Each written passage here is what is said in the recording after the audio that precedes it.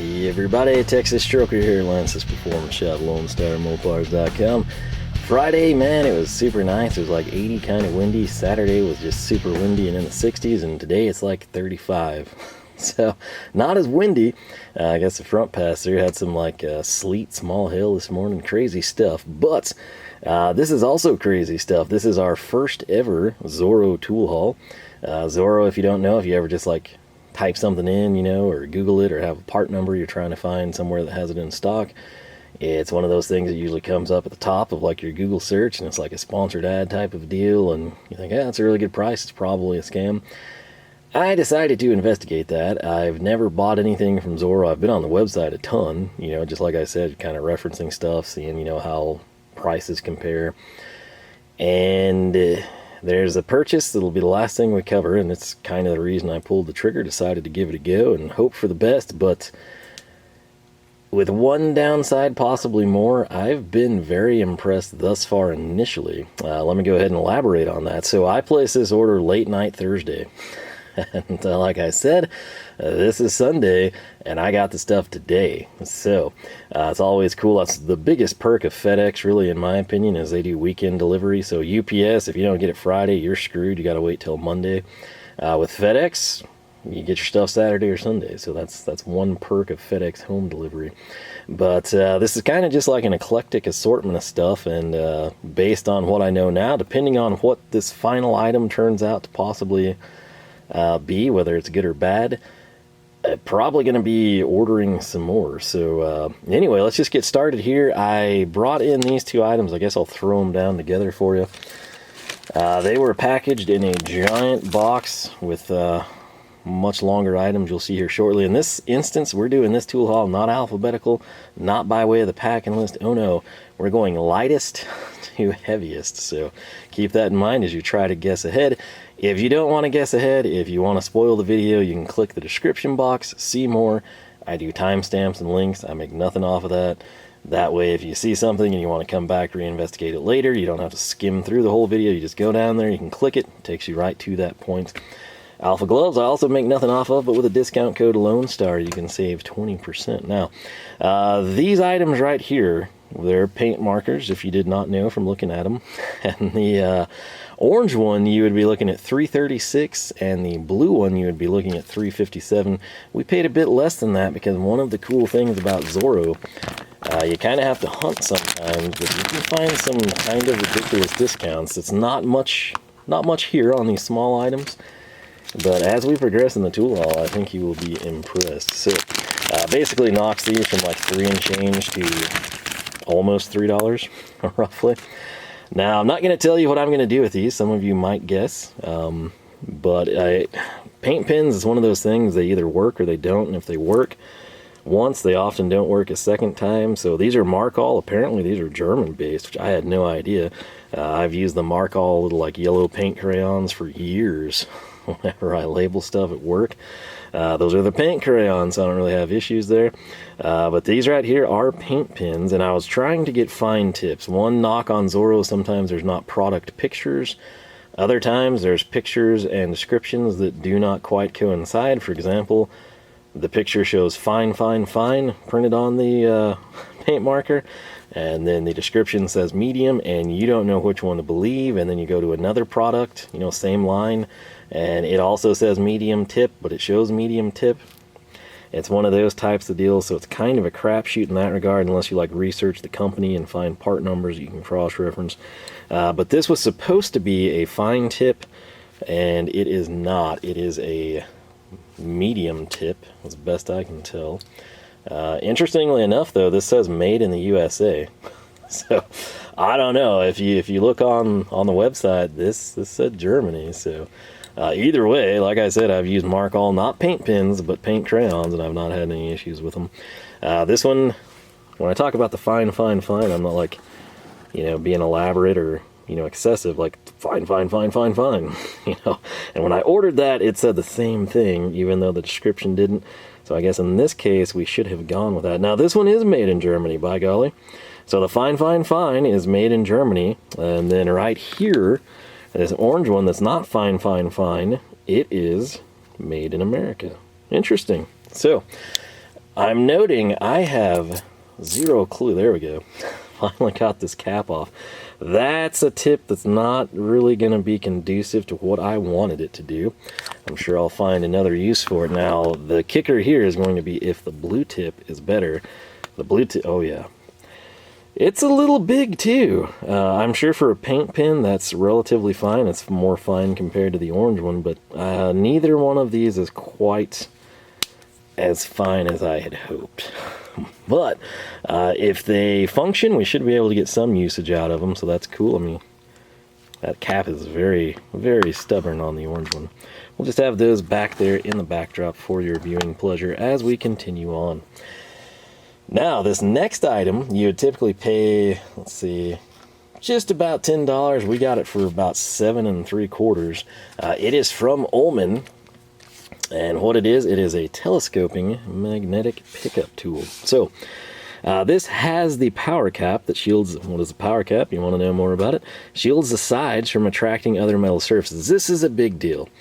Recently at work, I was bent down, had a coworker, operating the hoist beside me, and we were trying to get something aligned, and I dropped a bolt. I didn't really drop it.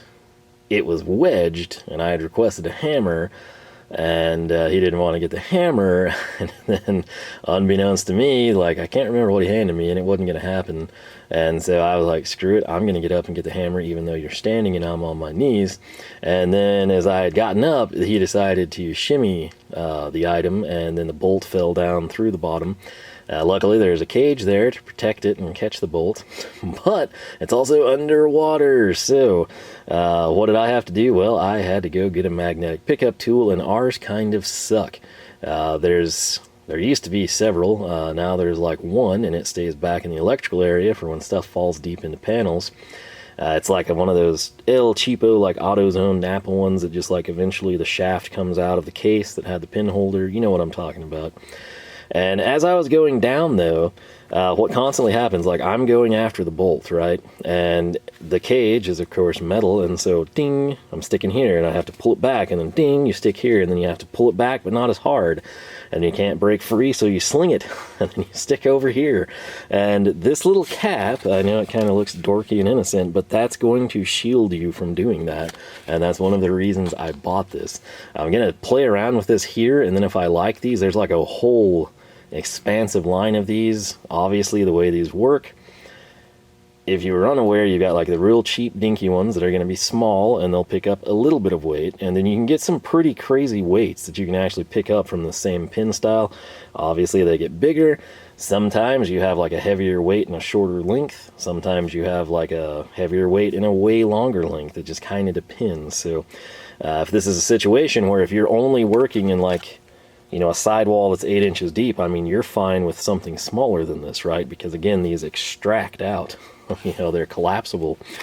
And then if you've got a situation where you're going down a sidewall and you can drape over it with your chest on something and your forearm still needs like another 3 feet to go down, you're going to need something that extends quite a bit more, right?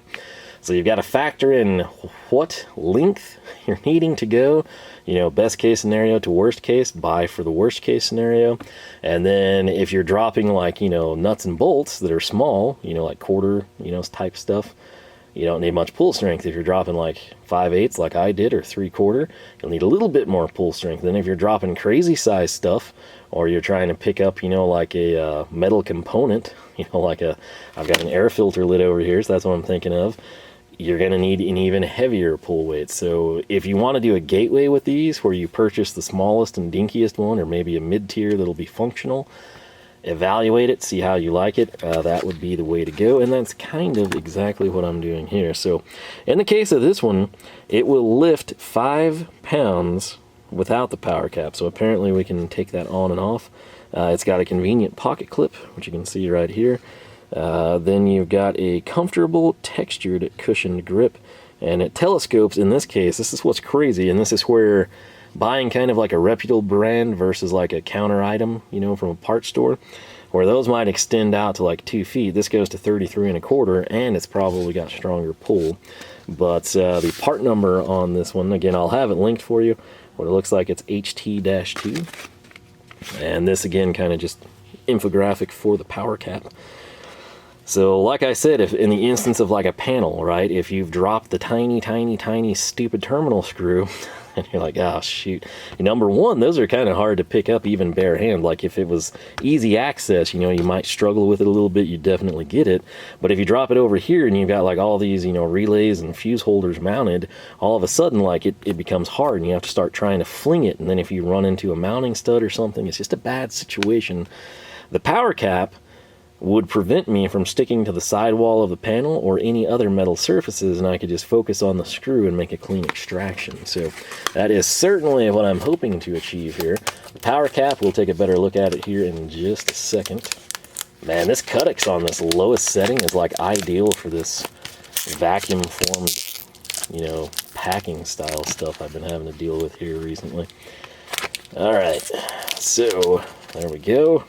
Toss that off to the side. Thank you for your service, Cuttix. And yeah, I'm liking this one in hand. Now, there's two types of people. There's people that like the pocket clip to go like this and the magnet come up, and that is down all the way. And there's people that prefer the pocket clip up here and the magnet to go down in your pocket. Obviously, something like this, it's almost conducive to have it as Ullman has done. Your pocket may not have that kind of a depth, and this will slide in and out easier. This is nothing fancy, the grip, but it is textured. It's going to be more of a positive coherence with your palm, whether it's bare hand or gloved, versus a bare metal shaft. But the power cap, if you can kind of see it, it's got these knurled edges. Let's zoom in for you. So that does make it easy to spin, and it looks like, let's see, I've never obviously used one of these, so I don't know quite where it's threading on or off. If it's a reverse thread, if we snap it off, I don't really know. Let's see. I thought it would be sort of like, oh, there we go, an adjustable depth, but I guess it's just a situation where there doesn't seem to be threads. You just pull it off, right? So it would, I guess, come up here, and then you can go full tilt. Boy, this one's a bit stiff, but that's good, because that's where these always break. It's usually like one of these ones towards the top, one of these collapsible joints. But over here I've got a giant shaft from a screwdriver. That's a good amount of weight. This is not like a standard 4-inch shaft, folks. This is a number 3 Phillips. I think it was at least a 150, might have been an 8-inch or a 200 millimeter, but that's impressive. Like, this is on the mat right here, right? Tapping the pins. That's straight up. My hand is here, the other hand is holding it. So, no trickery on my part. That is impressive. And again, this is not much more than the cheap counter one. Sadly, most of the stuff I have up here is stainless. That's not.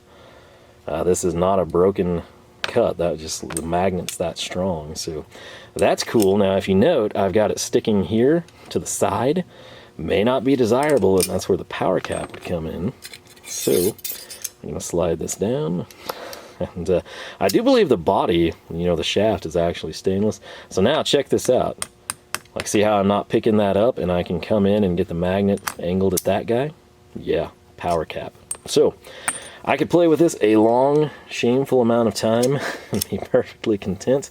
However, I'm not going to put you through that. If you're interested in this, you can buy one yourself. I honestly don't know of Ullman being stocked anywhere locally.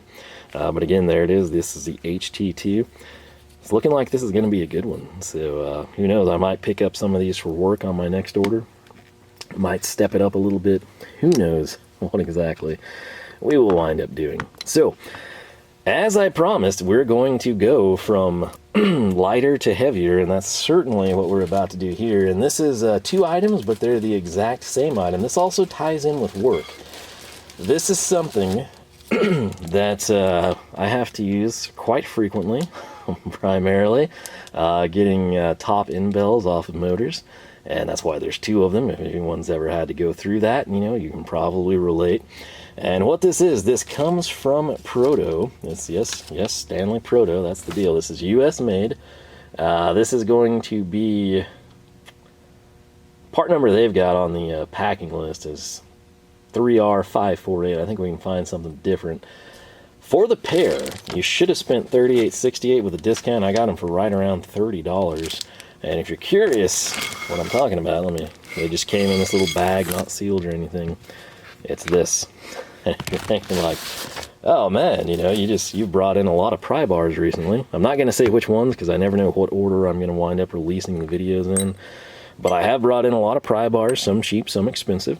And the thing they have in common is back here on the non-business end, you've got like a really nice handle and a striking cap. I can tell you from experience, you can definitely strike on these. This is my first time seeing like a mint condition one. See how it comes to that point where it's like a machine tip? The ones that work, that's gone and it's mushroomed. Okay, why? Because we've banged on them. The ones that work are also not black. Why? Because they've been around a really long time. So, basically, in bell form, you know, sometimes you were solo, sometimes you have, you know, another coworker.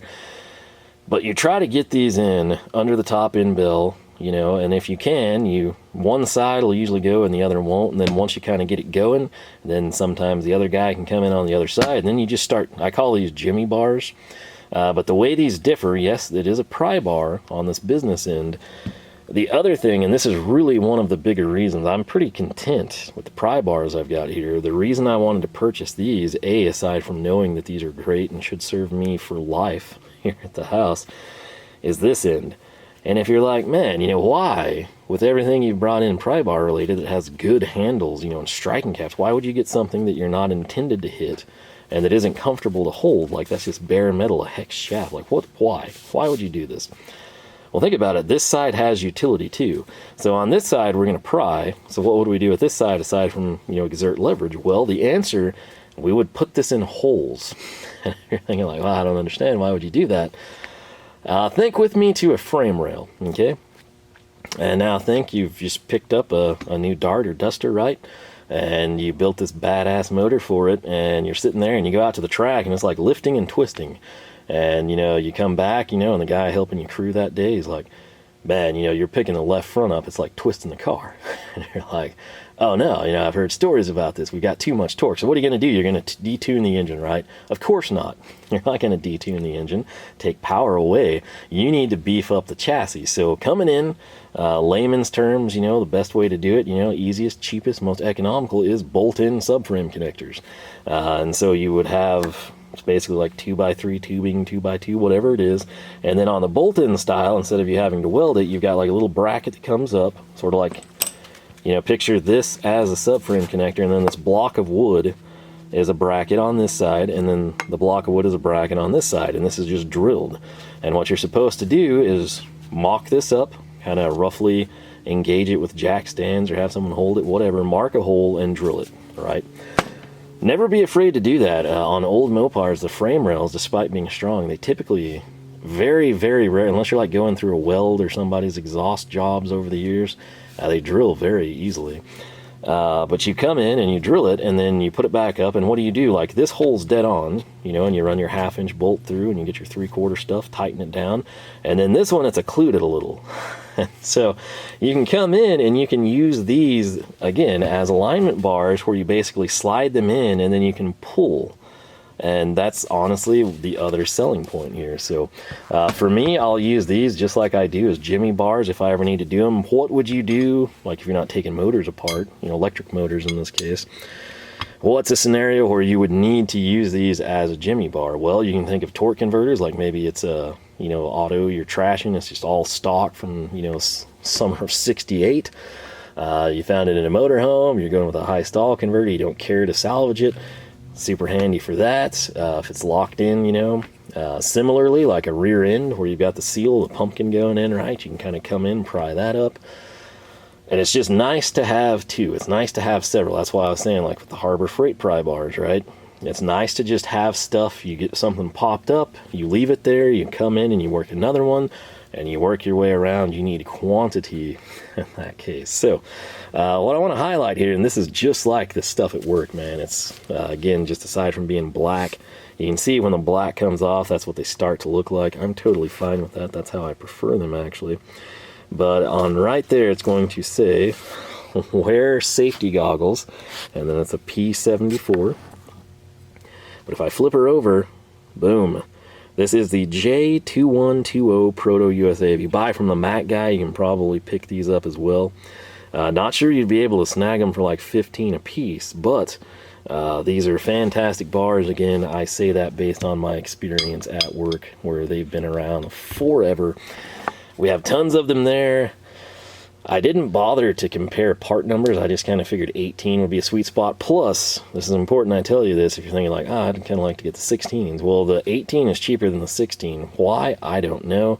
Maybe you have to start. They come in with an 18-inch stock and chop it. And so then when they go in, they've got like an extra step, and that's why. Maybe it's just a Zoro deal. There were more in stock. I don't know.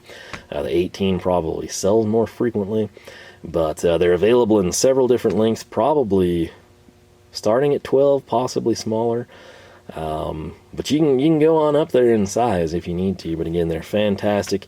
And at that price point for an American-made product, you're just kind of crazy to do something different. So that is what we did. And that brings us to our final item. And if you're like, wow, you know, this is going to be bigger than that. Well, maybe not lengthwise. Actually, probably about the same lengthwise in one form. But definitely heavier collectively. This is an item that should cost $228, and with a discount I got it for $182, which is kind of crazy. The part number they show here is 4JX13, and this is the part where like I cut this open and I was like, oh man, this is not what I was expecting. I wasn't expecting much. I was expecting like a plastic bag, possibly something somewhat assembled. You'll see what I'm talking about here in a second. I'm gonna lug this thing over here. Set her down. There's the proof that this is from Zoro. And what is it? It is impact sockets. And you think like, ooh, impact sockets. This is some beefy ones. What's the deal here? Well, again, this was a situation where I have to make decisions in life, and I'm trying to build out, you know, our Master Tech service card over there. With the 3/8 stuff, our impacts, I elected to go with Capri. Number one, the prices are just stupid fantastic. I mean, they're better than Harbor Freight price-wise. Only real complaint I have is that the bottom end isn't chamfered. That's not a huge deal. A lot of people prefer them not to be. In my opinion, I haven't seen any significant deterioration. I mean, it's going to egg out eventually, whether it's chamfered or not, so I just assume there'd be a chamfer personally. We're talking about the drive in there, not the business end of the socket. But the 3/8 stuff, I might wind up buying, you know, like a 3/8 impact at some point in time. It is right now primarily going to be used on a ratchet, a Hercules ratchet, or, you know, like my pneumatic ratchet, neither of which really produces enough torque that I'm sitting there worried about, you know, my safety or well-being. You know, I've seen sockets do some crazy things. I haven't really seen one shatter. I've been in the shop when one is shattered, but I wasn't like there. I think I was sawing or something. And then I have seen the chrome strip and cut people, though. And that's one of the reasons I get it 3/8. We'd probably be fine using, you know, like even a pneumatic ratchet. It's not advisable. I don't want to do it. But quarter drive stuff, it's kind of a deal. You're probably okay. But again, if you're really spinning quarter drive stuff a lot, battery powered or pneumatic, it's probably in your best interest to do it. And just so the chrome doesn't catch you off guard and peel, cut your hand up, slice it, get your forearm, something, you know, shrapnel flies off up in your face. All kinds of bad things can happen. With half-inch drive, I start to take things a little bit more seriously. And that's not to say, you know, like the Capri or the Pittsburgh or, you know, lower-end brands are going to be bad, but there's certain things where, like, I value me. And I'm willing to spend a little extra for my safety. Kind of like if you build that awesome, you go out and you get some cheap, you know, barn find field car, Duster or Dart, and you build it up into a race car where you're twisting the chassis. Sure, sink your money in the motor, then beef up, you know, the chassis, and then get better tires and lighten the, do all that stuff.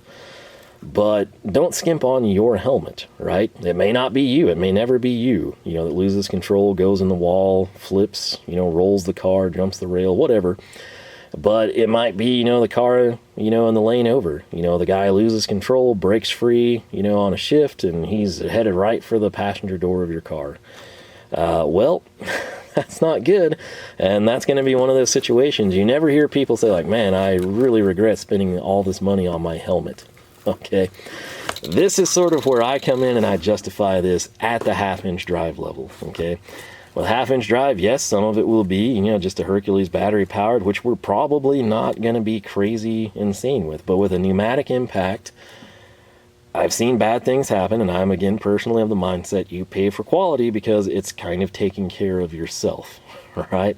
So that is what we do. Again, I'm all about bargains, I'm all about deals, I'm all about being patient and waiting for a great price on something that I want or need. With something like this, I'm going with something that I know. I don't want to take like a crapshoot flyer, right? I will tell you, though, my personal experience, as it is with air tools, okay, unless we're talking like decibel reduction costing more, air cat type of stuff, I've had everything over the years, not here at this house necessarily, but at work, and I've tried everything, rivet guns especially, and I've spent like $350, $400 on rivet guns, and they've been gone in 3 to 4 months, okay?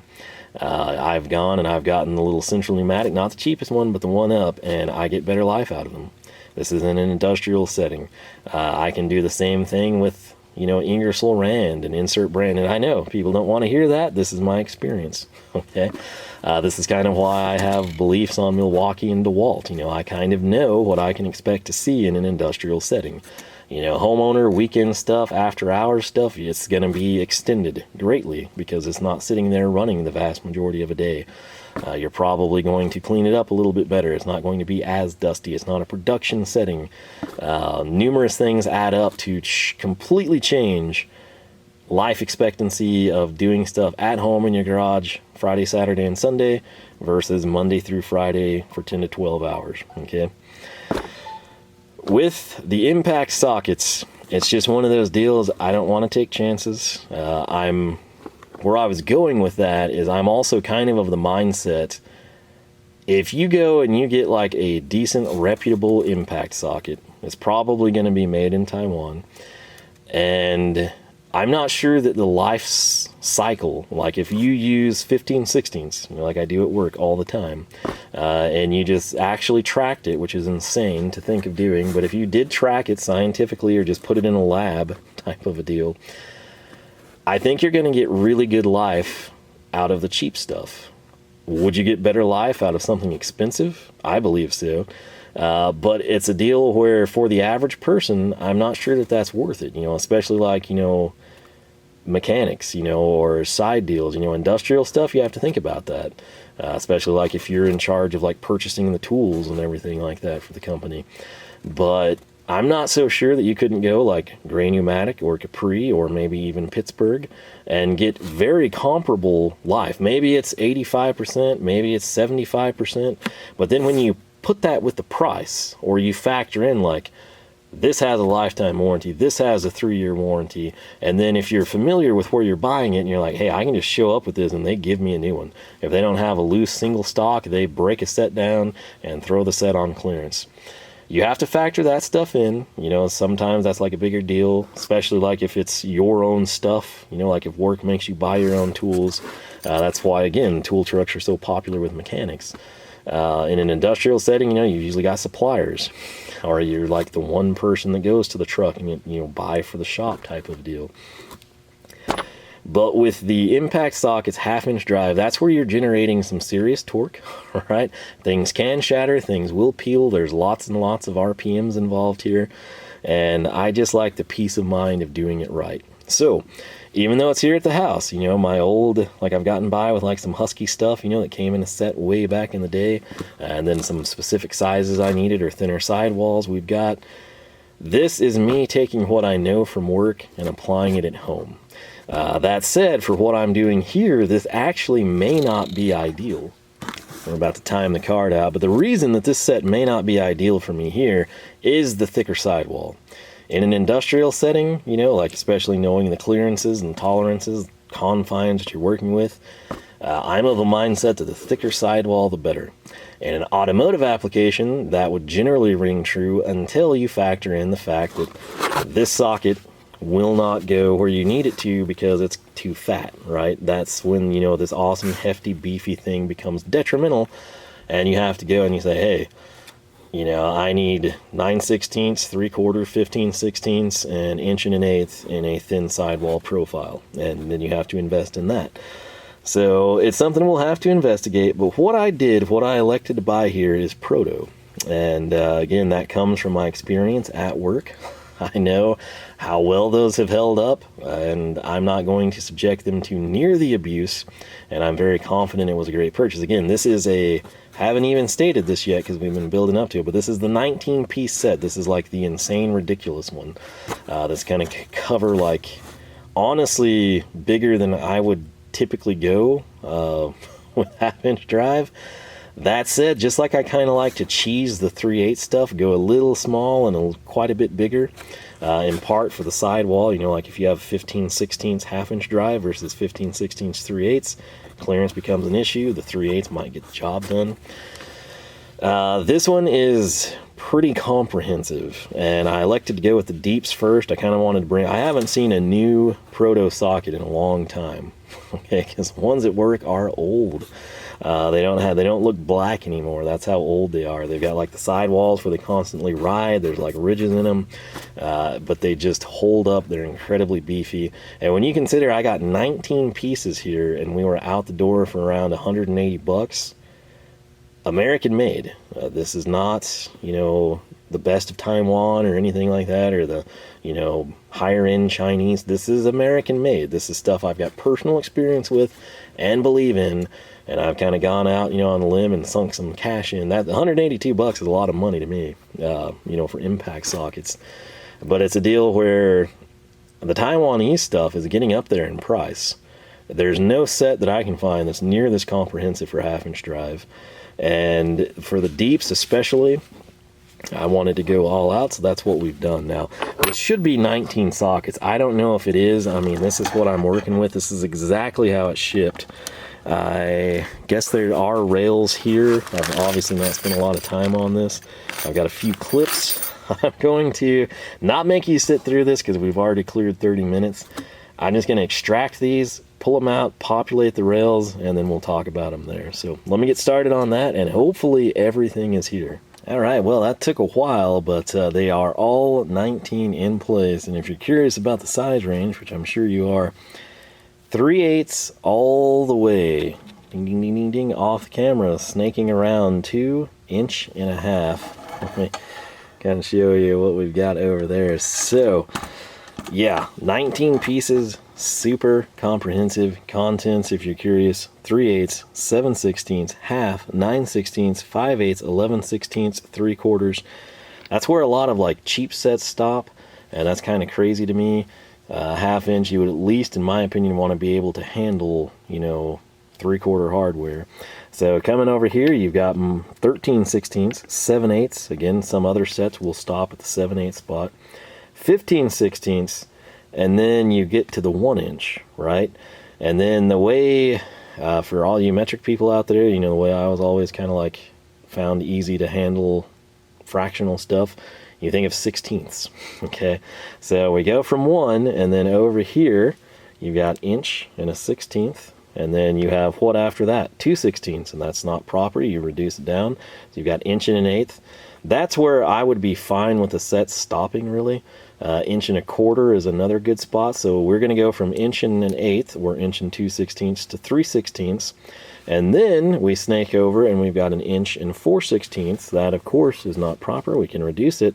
4 and 16, what do they have in common? 1 and 4, so inch and a 1/4. That realistically to me is about as big as most people are going to get, like in terms of, you know, old muscle cars, modern stuff as well.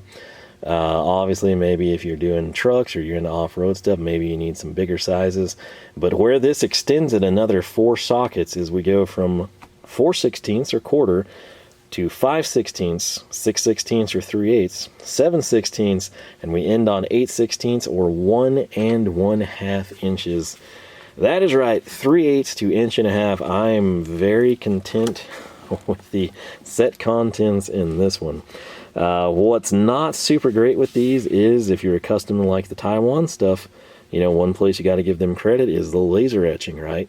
Now, granted, that stuff does wear off over time. It would be super nice initially, especially on like some sockets you're not going to use frequently.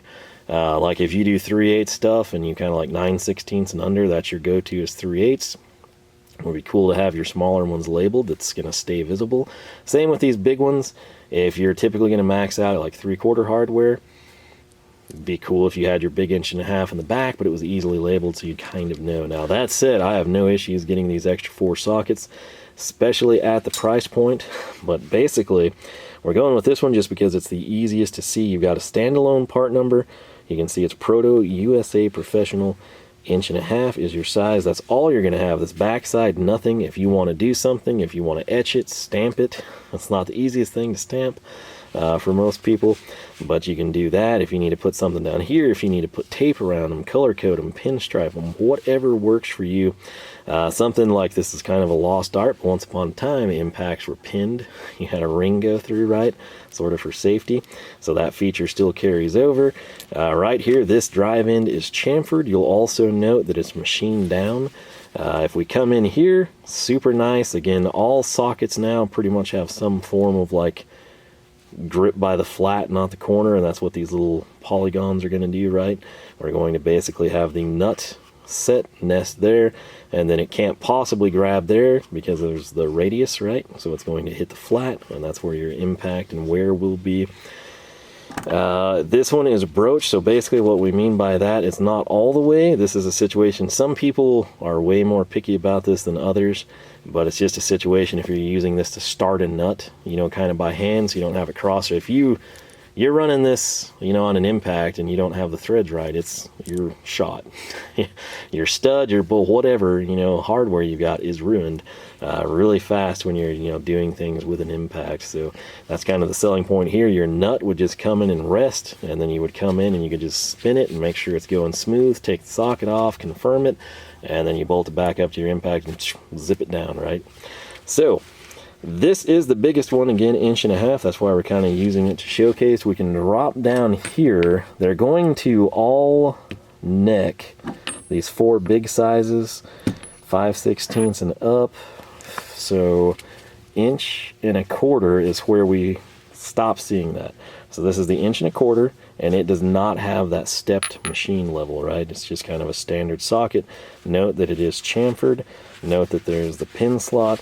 Note that it is the same up top. So when we come in over here, don't you fall down Ullman packaging up there. We've got this going. This is the tiniest one. It is 3/8 drive. There she blows. So note that these are kind of radius down, obviously, because why? Well, you need 1/2 inch here, and 3/8 is smaller, so you've got a taper. Now, case in point, if I grab these 3/4s, the smallest 3 in the set, 3/8, significant taper, 7/16, subtle taper, 1/2 inch, pretty much straight on, right? So that's what I went with. I started, man, I have not had to build one of these spring type rails in a long time. This is one of the good ones. Again, this is what everything used to be like. I can't complain about them because it's what I still use primarily. But this is actually a Proto labeled part made in the USA. You can see USA there. You got the part number, you got Proto. The clips were not on, you have to do that manually. I don't exactly know that I could fit more than 5. I'm assuming it's like the main sockets go on this long rail, which, that's about 18 inches, which, like I said, I think we're gonna have something set up like that. And then this one right here, I think we can fit maybe like 1.5" down to maybe 1.25". We'll have to see. But yeah, not fun building these at all. So do we have storage in mind for these? You betcha. Do I have other plans for them? Absolutely. But I'm pretty content with them. I wanted to bring new ones in. Again, like I said, everything I have is old at work, and I know I trust it. I know I'm happy with how it's performed, but I don't know if anything has changed. I'm not sure that ours have the, like, they're that old that I don't know that they have this new step technology, you know, where you're going to grab by the flats, not the corners, but I'll try to confirm that. The deeps, I kind of wanted to be the most expansive. The shallows, Sometimes, you know, you need the shallow. It kind of depends on the clearance. Sort of depends if you got like a traditional gun, a big, huge extended anvil. If you got like a stubby, you know, little compact guy. Sometimes you can use that with, you know, a deep socket and actually get in there. In general, I prefer deeps with an impact. It's just kind of like a little more peace of mind for me. But I do have a set in mind. I'm not sure if I'll go Proto or if I might do something else for the shallow offering. So I feel like this is what I will use the most. I could totally be wrong, but I'm just again kind of thinking of work, and pretty much everything is deep. So that may or may not translate well here with what I do, but we'll figure it out. So but yeah, that is it. That is a tool haul. I've got another video I'm kind of wanting to crank out tonight. A little controversial one there. Might involve Harbor Freight and Knipex. So like I said, I never know. That video it'll probably be up way before this one, so I think I'm safe saying that. But yeah, just know when you see that video, I went ahead and made this one because I was more excited about it. So but yeah, first experience with Zoro, I wasn't impressed with how these sockets shipped. I thought they would at least be bagged. I thought maybe they would do the SK thing, you know, where they were like pre-populated on the rails and shrink wrapped or vacuum wrapped or something. They're just kind of thrown in the box. So that's fine too, as long as they're all here and not beat up too bad. The 18-inch Jimmy bars, as I like to call them, we got that little Ullman thing. I'm pretty impressed with it. And then we've got the 2 paint pins. We'll have to see how we like them. But with that said, yeah, this is Zoro tool haul number 1. Again, crazy good pricing. And again, if you do buy from them, be aware, you can probably find a discount code that will make it the crazy, crazy good price. So keep that in mind. With that said, I'm going to wrap this up again so I can go fire off another video. Maybe get these organized, maybe build these rails. I don't know. I'll figure something out. But with that said, let me know, what do you use for your 1/2-inch drive impacts? What are you doing? Do you find yourself typically going for shallow or deep? What brand are you using and why? Did you just get the cheapest thing possible and it's been great? Did you get the cheapest thing possible and it's blown up and stress fractures and shatters? Do you have the cheapest things possible that don't do that, but they just have really, really bad life? Are yours flash rusting up in the Midwest, you know, or like areas with moisture? Whatever you want to talk about, feel free to do so. First-hand experience, obviously the best thing to help people make an informed purchase decision. With that said, you know the drill. LoneStarMopars.com is the website. You can find us Facebook, Twitter, and Instagram, all 3 at Lone Star Mopars. If you enjoyed the video, you grab your 2 Proto Jimmy bars, you get your big 1.5-inch socket, you throw it, you ring the bell while you jump your charger across the creek. YouTube just might notify you. We got new videos every Saturday morning, 9 a.m. Texas time, and we typically have stuff Wednesdays as well. So with that said, I hope you have yourself a fantastic weekend. Hope you enjoyed the video, and most importantly, I hope I catch you back here next time for more action from the shop. Alright, good lord, as an update, got this done for you. A couple things I want to hit on. Number 1, we are missing 1 clip, and if you're like, wait, there's 2 sockets here that you're short on. Well, I started here with the big ones because I assumed, like I said, I thought we could maybe fit 5 of them. It's 4. As you can see, like the 5th one, we're going to be over a little bit. And so I've got the 1.5 inch down through the 1 5/16.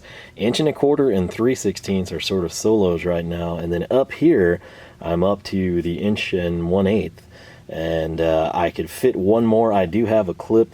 I just had it a second ago and threw it off to the side. The problem is, I think it would fit there, but I just had to pull it from here. So we were short 1 clip, not a huge deal, and I forgot what a royal pain in the butt the good ones are to put together. So what I went to here was a little combination needle nose from Knipex. Made my life a little easier there. It's still a pain, I'm not gonna lie. Here's the missing clip. So again, I think I can fit 1 more right here, but then I've got 1 odd duck. So this will not be their final resting place, but I wanted them outlined like this just for transportation's sake right now. And we'll do something cool with these later on. But yeah, hope you enjoyed. I'll catch you back here for more from the shop.